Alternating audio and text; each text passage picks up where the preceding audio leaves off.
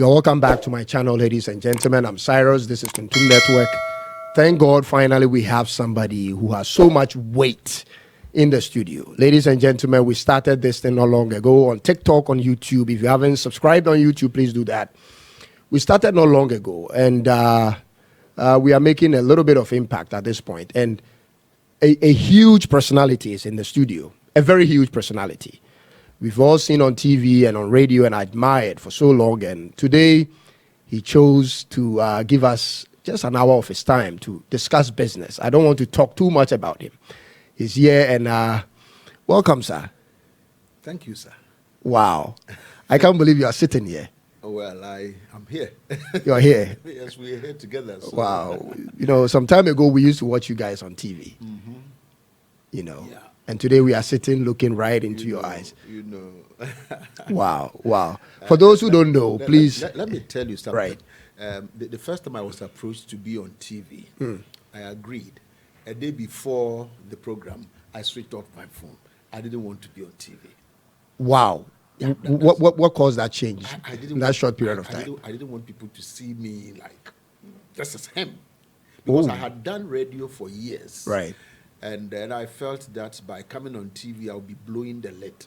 Okay. I wanted to continue being that mystery figure. They don't know you, whether you are tall or huge or thin or So that's what I wanted to keep. And so just a day before, I switched off my phone. And several days after, they called and said, but why did you do that? I said, right. I didn't want to blow the lid. But somewhere in 2013, it became needful for me to accept an engagement to be on TV. And that's how come you people were seeing me on TV. I see. Because I also felt that the company that I was working for needed and required my involvement. I see. Because we had set up a TV station. And so they required my services. And I said, why not? I see. So that's how come now I've blown the lid and I walk about, for want of a better expression, naked. I see. People now can see me. And now we can have you in the studio. You know. Thank you so much for making time for us. Thank you so much. Welcome, Cyrus. But today we are talking about something absolutely different. Yeah. We are going into business. Good. I think this is one area in Ghana where a lot of people don't have that much information on. Sure. And as a result of that, businesses are not expanding as it should. The first question most people ask me, I mean, people who are not Ghanaians, is what makes Ghana, first of all, even an attractive place to consider doing business? What would you say to people like that? Yeah, because Ghana is Ghana. I mean, this is the only Ghana that we have, different from Guyana. Okay. This is Ghana. Yeah. In West Africa. Right. This is Kwame Nkrumah's Ghana. Right. And let me say this. Many years ago, I had a friend, an elderly person, and he would always complain. He said, Tike, you people, you wake up in the morning, all you do is to talk about politics, but you don't talk about business. Right. And initially, I had to struggle with that kind of thinking until I also grew up to a point when I realized that, no, we are living an essential aspect of our lives, right, which is business. That's right. Because growth is driven by business. Exactly. Government business is business. It takes business to make the two of us even survive. Exactly. So business is the oxygen of life. So if it is so, question is, why don't we talk about business? And every country, every community has something that is God-given, that can be sold or that could be exploited for the purpose of business. I see. Yes. Let me tell you, 2 years ago, I had some, because of the work I do. Right. I do normally have clients. Some of them are foreigners. And one day, these were Chinese. And while we were walking in town, they said, they called me Dickerson. I mean, that's my first name. They said, Dickerson, now Ghana is very, very good place for business. They said that? They said so. I said, whoo, this country that we have bastardized, that we said is good for nothing country, and they think that there is so much money to be made. And I remember one of them told me that he would be a millionaire in Ghana the following year. And this is somebody who came with nothing. Absolutely nothing. I mean, himself. He came himself. Few clothes, few pairs of shoes and telling me that he was going to be a millionaire. He wasn't driving a car. He didn't have a building. He came with his head. So the question is, if foreigners could come here and exploit something, whatever something there is, That's we'll right. be talking about it. If they could come here and make money, Malcolm, Right. you see Malcolm expanding, Exactly. building every day. Right. Now they are in rivalry with China Mall. That's correct. Wherever there is a Malcolm, there's likely to be The China Mall. China Mall. Walk into these supermarkets and see how people troop in and out. When they troop in, they don't go for window shopping. They go and buy. In fact, I've been walking into some Malcolm shops for certain products. Once they get there, in fact, you even have to beg the people that when things come, call me, because by the time you get there, people had gone for them. I see. Is it not business that is booming? That is business. If business was not booming, why would Malcolm expand? Why would they be establishing every corner? Now you have Malcolm. The last one that I saw is the one at Shiashi, close Right. to this cemetery. What's the name? I've forgotten the name of that cemetery. Gethsemane. Have you seen that one? It's huge and tall, and people troop in. The China malls. So that is it. So business is in Ghana. Business is in Ghana. Business is in Ghana. But the question is, why do we as Ghanaians not know that there is so much advantage here in Ghana? Sometimes, and I'm not saying that all the time, but Okay. sometimes it is because of the conversation that we have. Okay. When we say that Ghana is good for nothing, the politicians have, in our expression, they've spoiled the country, there is nothing good, people are running away from the country, our water is bad, our weather is bad, roads are bad, there are no lights. So for as long as we give that negative narration and commentary, we would not see the good that is in the country. That is our problem. That is our problem. And I'm saying so because, talk about a country like Singapore. What did they have? Nothing. Cocoa, Just the sea. gold, timber, Nothing. bauxite, diamond, just the sea. But they could find so much faith in that single advantage. I don't want to say I'm a regular visitor, but at least I have been. I've to been there Singapore. once. You've been there once? Yes. Okay, next year will be my fourth I see. in Singapore because I'm a regular attendant. Okay, I have been trying to establish myself as a regular attendant of the African Singapore Business Forum. Okay. It's a forum that is held biennially, and Right. every 2 years they gather people, Singaporeans, they gather people to come and meet and talk about business. And in most of the cases, the kind of talk that goes on is like they want to find out what they can do in your country to better their lot, not to better your lot. Okay. So to better their lot, how they can have Singaporean businesses walk into your country. I have been to China. I was in Beijing and Xi'an in Shanghai. And whenever you meet them, You pronounce it correctly. yeah, Shanghai. Yeah, because I was there. You know, so they want to see what they can do in your country. And then we are here saying that this country is bad, bad, bad. If it was that bad, why would the Chinese come here in droves in 2011, 2012? Anytime you traveled internally by local flights, Right. if there were 60 people on the flight, we have about 40 of them being Chinese. And when they come, they know where to go. If you remember, that was the time Galamsey became A whole thing. Yeah, it became a whole thing because they came. Where did they come from? From China, far away China. If you have been to China, you know. Yes, I've been you've there. to China. How many hours? Several hours, about yeah. 15 hours. Yes. But they travel. All They the way here. They don't know anything about this country. All they know is that there is gold, there is business. And so they come here. Some of them have come settled, and they have even married and given birth to more than children that they should have.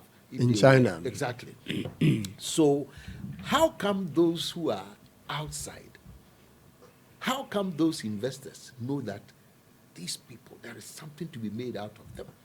Reports have been generated. Look, I was reading a report made by an entity in Netherlands. Okay. And they know how much poultry Ghanaians consume. Okay. And so they go back and then create markets. How do they do it? They go and then produce day-old chicks. That's why now we have day-old chicks coming from Holland. Coming from Holland. So, Sarah, let me ask you a question. We as Ghanaians, we've not been able to manufacture cars. We don't manufacture cars. We haven't manufactured rockets. We haven't done television. Chicken too, we cannot do it. Day-old chicks, not the already grown ones. So the point for me, the problem is more of this. A mental problem. The mental problem. We have to emancipate ourselves from that mental problem. Then begin to see Ghana from a different light. If we do that, we will see the Ghana advantage. Just like the Singaporeans saw the advantage. They realized that, well, we don't have anything. Right. You know that Singapore was thought to be one of the colonies of the British. We don't even need it. But one of the advantages they had was the location, strategic location. So when people are coming from this Australia, South Asia, Central Asia. Beautiful. Does Ghana have? Yes, we have that advantage. We have advantage. Look at where we are located. On the south, we have the Gulf of Guinea. That's correct. What is in it? We haven't explored. We haven't done that. We haven't done so much of fishing in there. We haven't even exploited the sea in terms of transportation. I was asking that, can't it even be something that somebody could do? We could have a leisure boat at night from Keita to Tema to Accra to Cape Coast to Takra. We don't have that. Go and see our beaches. We have not even exploited it. If Dubai had our coastline, you know what's going on. And we have a long coastline. These are the people who pushed the sea. Exactly. But we have it. We have rather sat for the sea to eat our land. And so we go to Keita and see that the sea is eating our land.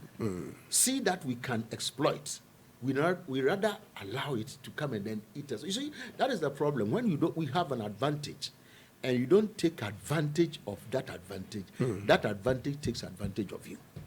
And so the sea will come at you and come and eat you up. I see. So our location. Why? We are located in the womb of West Africa. Correct. How many people do we have in West Africa? Over 400 million. How many Ghanaians are aware that there are 400 million people who are so close to us from whom we can make money? So I meet this old lady. She's 65 years old from Senegal. Okay. She goes to Dubai, gets clothing material, sews, brings them to Ghana to sell. She doesn't sell them in Senegal. She sells them to Ghanaians, 65 years. In this country, when people are getting to 60, they are thinking of pension. 65-year-old woman. She's called Ida. She doesn't even speak English that much. She has not allowed the fact that she doesn't speak good English to inhibit her intention to come into this space. Her English is not that good. We have people who have gone to school like you. They speak fantastic English, romantic English. And yet, let's ask ourselves, what do we even do with the communication, the English that we speak? So this is Ida for you. 65 years. She travels to Dubai, gets clothing material, goes to Senegal, sews, and she has a target. Okay. I can't mention some of the people that she's been selling to, but these are, high-end. They're high-end people. I know some of them. Okay. I can't mention their names. I've seen them wear some of her clothes. Okay. She comes with them, sells, and then goes back. And she says she's been doing that for years. Senegal to Ghana. How many of us even know the countries that surround us and what we can make from those countries? The Burkina, we know that Burkina Faso is a desert place, or near desert. Landlocked area. And sometimes their cattle come here to graze. What are they looking for? Pasture. So question is, there is pasture here in Ghana. The Burkinabe livestock rearers, they need it. It's a need. Anytime there is need, it is business that is on the way. Why haven't we taken that into consideration and say, for example, that, okay, so why don't we build ranches, a huge ranch, and cultivate brachiaria glass? Right. That one, they call it Samensia. The one that Fred does. Right. You know Fred. Farming in Africa. Go and watch Farming in Africa. That young man, he is as handsome as you are. I see. He does grass. He can't even meet the demand. He can't supply. He's doing grass. The one that Rashid Perpu, right, former minister of the NDC regime, said that Ghanaians should go and do, and then we insulted him. Right. We did politics with it. Right. This is what Fred is doing now. He cultivates grass for livestock, and he exports them. That is an advantage that Ghana has, but we are not exploiting it. So when they come here, they go and graze people's land, and then we say, Fulani, they have come, they have destroyed. What about if we barricade them by building ranches? They could be in. Cyrus, you can even have a ranch. What do? We are not the one going to follow the cattle. Yours is just to cordon off or barricade or delineate your ground and then fence. They bring them in, come and chew your grass in simple terms, and then you make money from it. I discussed this with the chief. He said, this is fantastic. I said, okay, let's pursue it. So the Burkinabes, they need something from us. Nigerians also need something from us. Togo also needs something from us. What do they need? How many of us have even bothered to find out what Nigeria imports most? How many of us? Have we thought of Burkina Faso? Have we thought of Togo? Or all we think about is our Ghana.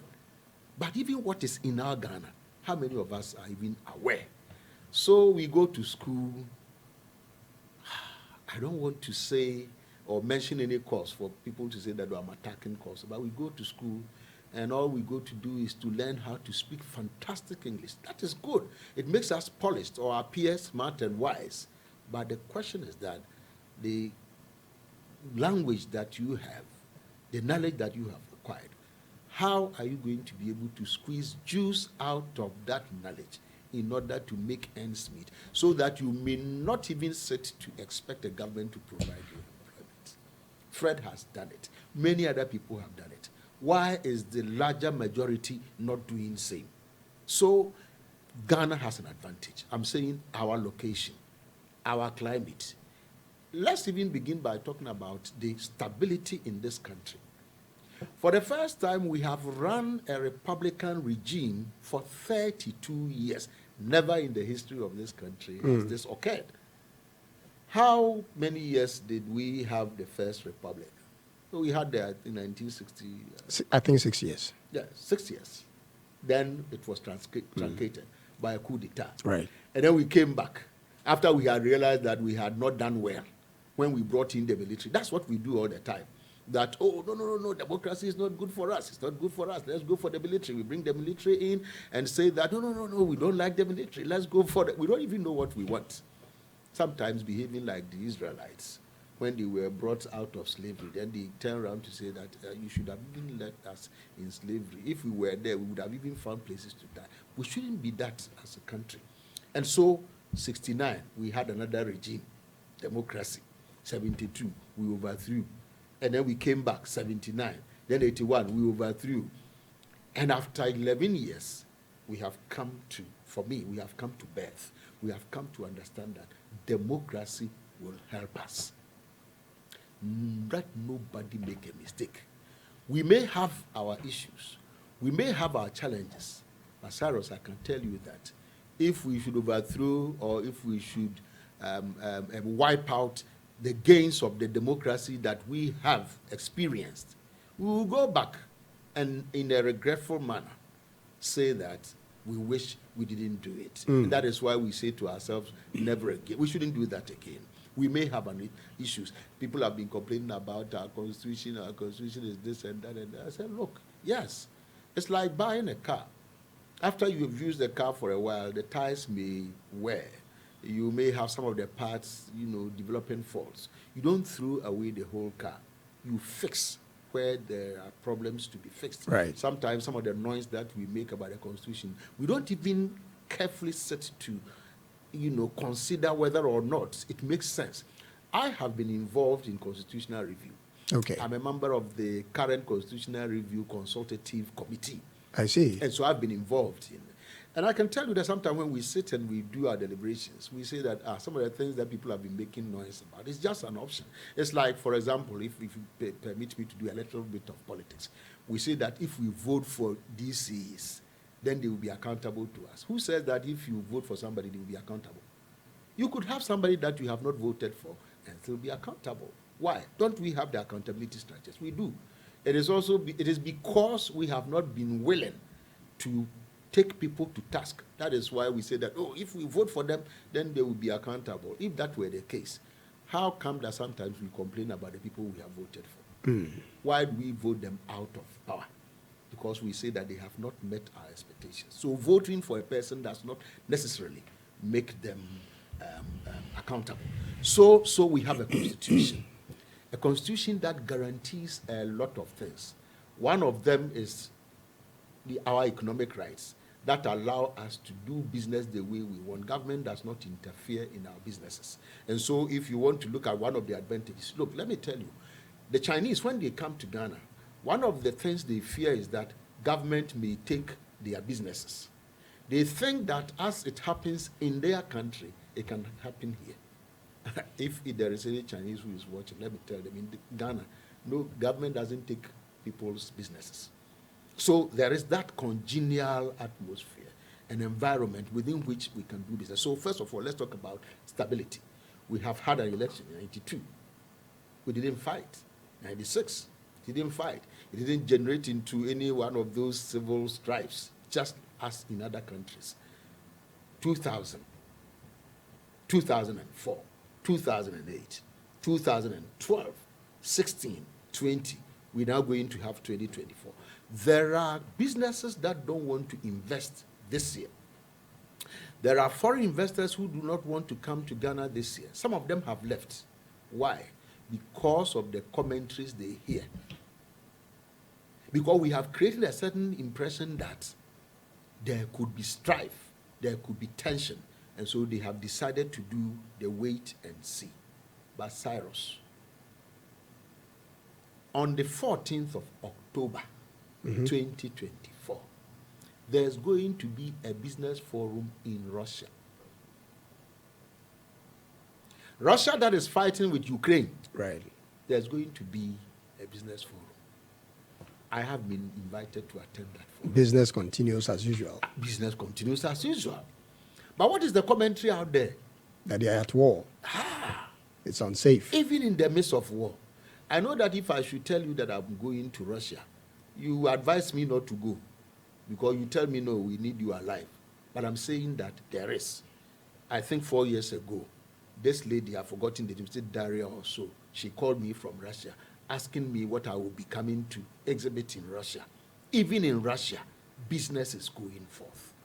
And then we sit here, small tension, and then we blow it as if we are dying. And that is what we pump into the minds of people. So if you are a prudent investor, would you want to go into a country that you have heard the people at each other's throat?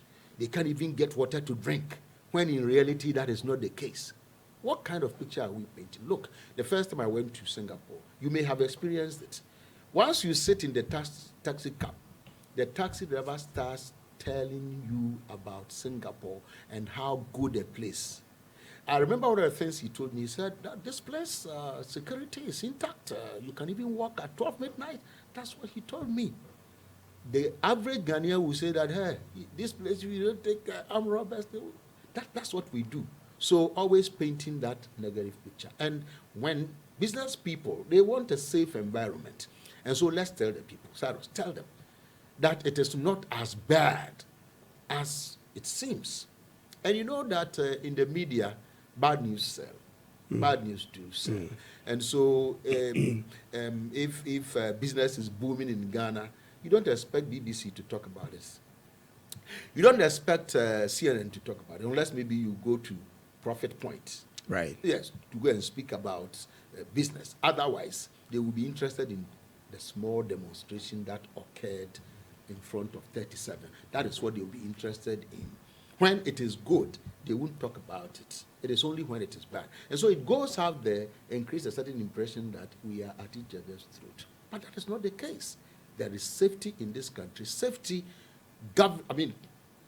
we have had stability. We have had tension, yes. Let me tell you, this year, 2024, analysts say that 2/3 of the American electoral populace believe that there could be riots and tension after the 2024 election. I'm talking about America. In 2020, didn't we see people troop to Capitol to go and disrupt? What have we said about America? Are we saying that America is just such a bad place because some demonstrators, small club of people out of the many Americans went there and then disrupted the place momentarily, so America is not a good place to invest? So I'm saying that let's look at the conversation, the communication, the commentary that we throw out there. If we want business to thrive, because you see, if you have a good thing and you continually say that it is bad, it becomes bad. Where we are situated as a country is an advantage. Why? Aren't we blessed to have the what do you call it? The meridian pass through here. Right. That's why we have Tema Meridian. Is it not supposed to be a tourist attraction? Right. Can't we tell people that this is where the line passed? Build something that people can even come and visit. But we don't take that as an advantage. When you went to China, I don't know if you went to the Chamomao Park. I went there. Yes, you went there. And you saw the people. I can't say millions, but there were thousands from all over the world. They had come to see the pot that the emperor used to drink soup from and pay money for it. Right. You went to the Great Wall. Right. I went there too. And we paid monies. The Great Wall, just that. Don't we have walls here? Don't we have relics that people can see and then pay money? I remember those days, they told us that we cannot take pictures and that the pictures could be taken by their photographers. And so they let you put on the armor that they use to fight so that you take a picture and then they take money from you. That is China for you. Tourism. I remember those days, China was preparing then to host the Olympics. And even the stadia that they were building were turned into tourist attractions. So you go and visit and pay money. The one in Beijing, the bird nest. The bird nest. I saw it when it was being built. And we were paying money to go but here, when we are building such edifices, we cordon off the place. So that people would not even see. But they think that what they are building can even bring money. In fact, the Chinese had even budgeted for how much money they were going to get from the 2006 Olympics, because that was the first time I went there. They had budgeted for that. Ask yourself, when we were going to do the All-African Games, did we budget for how much profit we were going to make from it?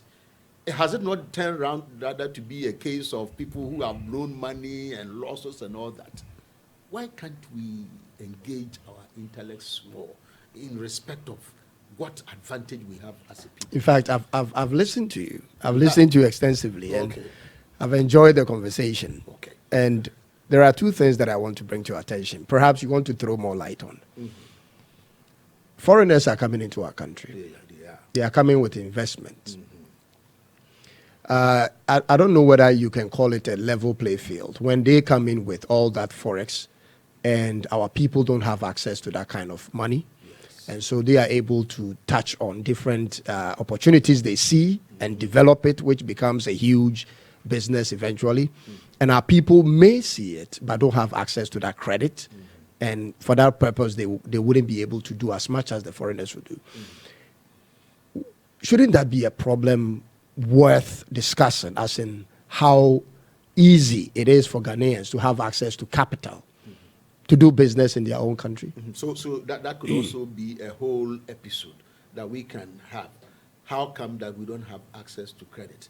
How come that there is a great development bank, and then sometimes people complain that the farmers do not get credits? Right. I mean, I haven't gone into it deeply, but we have had occasions where people have complained that is the persistent thing. Access Yes, assess. People cannot expand. So part of our discussions, we can bring them here. They should come and then tell us, why don't we have credit for agriculture? Why is it that our friends, the Chinese, Right. they could give money to their own, tell them to come to Ghana Right. for a year. Theirs is not like ours, where immediately you take the money. The next start week, the next month, you paying, have to start paying. Where is moratorium? So as part of our business discussions, we can talk about making that part of our culture in order to engender business. Otherwise, it is easier for them to come. But then the question is, yes, they have the money. Can't we also look at it as a form of advantage? Yeah, they may have the money, but they don't have the land. They may have the money, but they don't have the people to work. They may have the money, but they require people to work for them. Can't we also buy into what they have? And so it's not a question of they having the advantage all the time, but then we also exploiting their advantage. You get the point I'm making? Because when it comes to business, it's always about identifying an advantage. Somebody has produced sugar. I don't have the means to set up a company to produce sugar. Okay. I can't do commander. Okay. Can't I do cocoa? Put the sugar in it, what somebody has produced. And so sometimes it's like we have the bigger folks and then medium, the smaller ones. So it's not always a question of foreigners alone, because we also have local business people who are doing well. I don't know if it is permitted for us to be mentioning names. No, but I mean, so long as we are not denigrating their names. Yes. So we can be proud and talk about our own Yes. Mandan. Yes. We can talk about our own Kwesindums, Right. and the Kwabena Dufos and the Osei Kwames, Right. and the Forisa Pons, Right. and all those other people. Sometimes, Cyrus, yes, foreigners. But you know that sometimes it could even be a measure of a foreigner, local something. Right. There are foreign businesses that are fronted by Ghanaians. So sometimes it is even a matter of you being able to identify a foreign entity who has money but doesn't know Bekwai, doesn't know Obuasi, doesn't know Commander, doesn't know Shama, doesn't know where to do what with what money they have. And so you can even partner. And so I remember that when we went to Singapore in 2016, the theme was that a good partner and a smart lawyer. They believed that if you wanted to do business in Africa, you needed somebody who was good, a trustworthy something, because they also have a fear. Their fear is that if they did business alone, government could take over the business. Okay. So sometimes when they come, they are looking for a Ghanaian or a local somebody to do the business with them. That is also business. Right. The fact that somebody requires your participation, Right. your involvement in order for them to do their business. But there is a caveat there. And this is the caveat. There are some local people who may have not done well. I don't want to use strong expressions. Okay. For some of these businesses. I know of this Chinese who came here to do mining. And then there was this Ghanaian who fronted for them. So it was sort of a partnership. Okay. We know sometimes business partnerships have not worked, not because the area that they invested wasn't a good area, but because of wranglings between the partners. Okay. Somebody trying to take advantage of the other. And so that is also one of the things that we need to discuss, how we can pull resources together in partnership, in companies. And I have a few examples in this country where people have teamed up and they are working and their businesses are doing well. Okay. Contrary to the belief that in Ghana partnerships don't work. They do work. And we know some of them. I mean, they have partners. It is something I strongly support. Exactly. Partnerships. So partnerships, sometimes mergers, acquisitions, amalgamations, all these are business vehicles that we can exploit. So sometimes it's not even about somebody who is, yes, somebody has money. They are bringing the money here. But do they have the land? Right. Do they even know the environment? Do they even have the contacts? Can they even walk? Do they even know where to go? And so you as the Ghanaian can also take advantage of that. They are bringing their money. I know where you can invest. And so that becomes my business. So, yes, it could be a disadvantage, but it is also an advantage that we can look at it. So, looking at it from a business perspective, every disadvantage is an advantage. During the COVID, there is this lady who knew me, and I also knew her. And she told me that it was during COVID that she bought a parcel of land to build. I asked her how. She said, I was selling nose mask. Right. You remember those days? Nose It was mask. mandatory. Everybody was. And it was in high demand. Right. And it was costly. That's when people made money. But that was COVID. That was crisis.